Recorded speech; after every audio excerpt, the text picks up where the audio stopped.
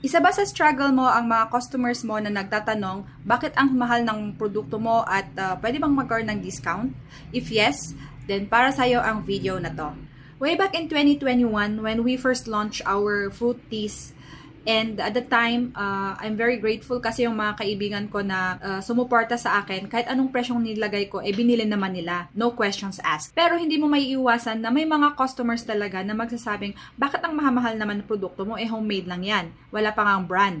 Siyempre, nasaktan ako. At naisip ko agad, babahan ko na lang ba yung presyo ko? At i-compromise yung quality? Pero teka lang. Ang totoo, ang problema noon ay hindi ko pa alam kung gaano kahalaga ang value ng produkto ko. Hindi ko pa fully alam kung gaano ito ka-premium at bakit ito worth every peso.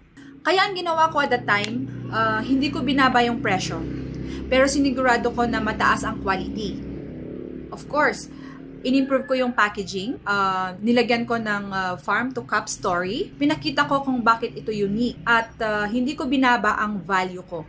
Tinaasaan ko actually ang standards ko. Ngayon, I know my numbers, I know my cost, and I know my margins. Mas confident na akong sabihin yung presyo ko kasi alam ko kung bakit ganun ang halaga. At guess what? Customers still buy and they respect the brand.